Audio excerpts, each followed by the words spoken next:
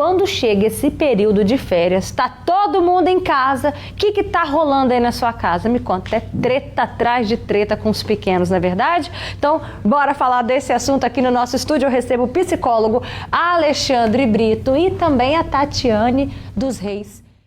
Alexandre, a gente até entende o sentimento dessa mãe, porque a gente não quer ver nossos filhos brigando, pelo amor de Deus, é tudo que a gente não quer.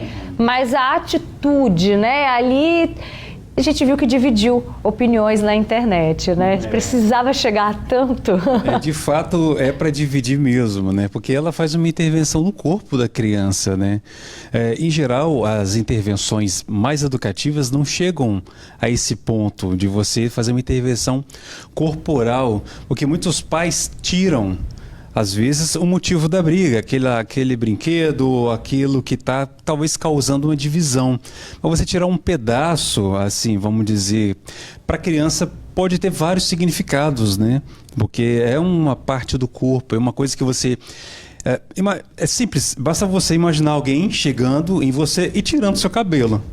Simples. Então você se olha no espelho, vai se ver de uma outra forma, você vai começar a ter uma dificuldade de criar uma identidade. Enfim. E eu estava vendo ali, Alexandre, que mesmo com o cabelo raspado, você vê que a irmãzinha vai de novo fazer o gesto de atacar a outra, vira né? Vira o hábito, né? E vira o hábito. Então ela já tem, assim, esse comportamento padronizado, se tornou Isso que eu ia perguntar, a psicologia explica isso? É um gesto, ela acabou já transformando aquele comportamento ali em um comportamento, né, ela procurando o cabelo, ó. Exatamente. Ela procura e não acha, ó.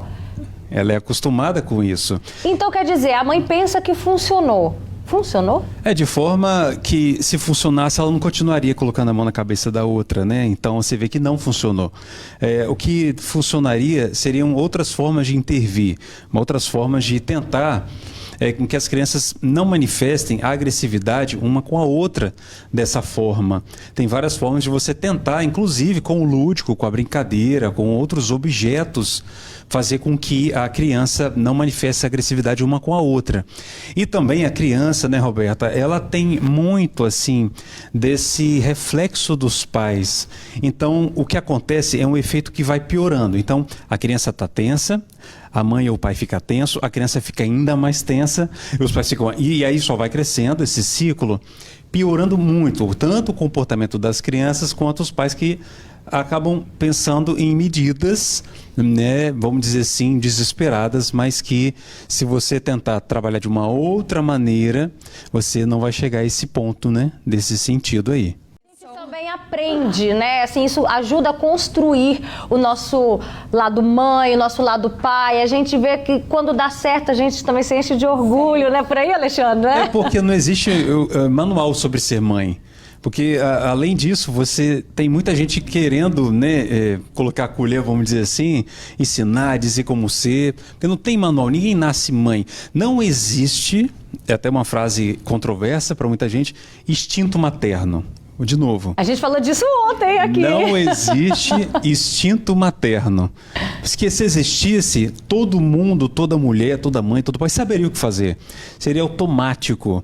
Não precisaria tomar medidas extremas, como raspar um cabelo ou outras coisas que comprometem tanto o desenvolvimento da criança como você mesmo, como adulto na relação com elas.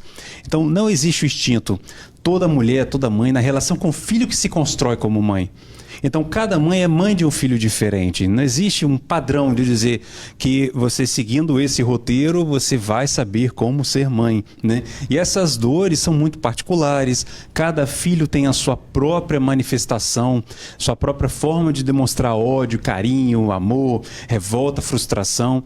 E os pais também. Então, isso sempre, pessoal, precisa de muito respeito, é construído. Só que chega um momento em que, se a criança está passando por alguma dificuldade, algum abuso, alguma violência, aí sim essa frase de que cada mãe educa do seu jeito não existe mais. Mas enquanto a gente vê que não há uma agressão, um abuso, uma violência... na normalidade, né? Isso, não, aí de fato cada pessoa, cada família vai ter uma própria forma de educar, porque tem suas tradições, seus valores, suas formas de lidar com as coisas, os ensinamentos que quer passar, né? Então vai por aí, por essa via. Alexandre, o que que explica isso, hein? A briga entre irmãos, sendo que são, assim, se a gente parar para pensar de um modo geral, é o nosso primeiro melhor amigo da vida, né? Pior também. Ai, meu Deus!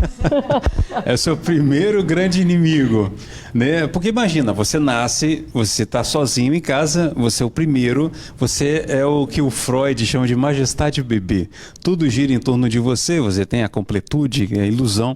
Mas aí nasce o seu segundo, né? O primeiro irmão, vamos dizer assim, o segundo filho, e ele vem... Roberta, e é importante que as famílias construam o significado do nascimento do filho junto com o filho mais velho, porque ele vem e a criança ela interpreta com a cabeça dela, não é com a cabeça do adulto, né? Em geral ela pensa, bom, chegou alguém aí para tirar um bocado do que é meu. E o que é bocado do que é meu? Não é só o objeto, né? É a atenção dos meus pais, o amor. Nascendo um irmão mais novo, as chances de eu ser descartado e jogado no lixo aumentam consideravelmente, porque esse medo, pessoal, de ser jogado no lixo é muito comum, essa fantasia das crianças. Eu lembro que eu atendi um caso, Roberto, em que a criança ela chorava quando chegava perto de casa, toda vez na calçada. E a mãe não sabia por que ela sempre estava chorando numa calçada. Aí eu perguntei, explica a calçada. Aí tinha um lixo, né, onde jogava entulho nessa calçada. E era isso que a criança tinha medo. E dela ser jogada fora, porque tinha nascido outra. Olha! Era uma fantasia, claro, que não tinha nenhum sinal de que a mãe jogaria, mas é uma fantasia infantil. Então, essas brigas de disputa, competição, o lugar no desejo dos pais, né, tudo isso acaba ao mesmo tempo sendo o seu primeiro melhor amigo e sendo o seu primeiro melhor inimigo. Por um lado, isso é importante, por quê? Porque os pais têm grandes chances de educar justamente a criança em casa para a vida futura. Quando ela tiver, de fato, pessoas que não vão gostar dela, vão competir com ela, tentar tirar coisas dela, seja no trabalho, na escola, onde for. Ela vai encontrar outras pessoas que não são familiares. Então, pessoal, essa competição, essa briga, esse conflito é muito natural e até esperado. Não é algo assim, vamos eliminar e viver em paz, porque isso não existe. Isso é uma grande bobagem, uma ilusão, né, tola da nossa parte. Mas isso acontece e uma solução que vocês trouxeram um pouco aqui é justamente tentar, talvez, que as próprias crianças encontrem algumas soluções, tá? Então, qual que é a sugestão de vocês para a gente tentar? É claro que uma vai acusar a outra, né? Você, pai, mãe, vai mediar com a sua, né, maturidade, mas você consegue tentar fazer com que eles se impliquem também nesse processo. Achei, a Geisa Rodrigues. Eu tiraria as mãos da cabeça, abriria os braços delas para uma abraçar a outra. Daria outro costume para elas. Pode ser que seja uma alternativa então, Alexandre? Sim, é importante que você saiba que o irmão mais velho tem que preservar o mais novo para que ele não tente algo mais agressivo, violento mesmo, né? Então, diálogo e saber o lugar de cada um e falar literalmente, tá? Dica para os pais. Fala literalmente para as crianças o lugar dela, que amam, que não vai ser descartada, que o irmão é seu, né? Mas é nosso, que você não vai... que o amor veio para multiplicar isso, e não para dividir. Sejam literais, tá? Né? Isso aí, ó. Exatamente. Obrigada para você. Obrigada, viu? Dá um beijo na sua família, Tati. Espero que a paz reine lá na sua casa, né? Com certeza. Com as bênçãos. Eu sempre falo, estão brigando, mas daqui a pouquinho tá se beijando, se abraçando. Isso que é importante. É isso aí, é isso que enche o nosso coração de alegria, né? Verdade. Obrigada.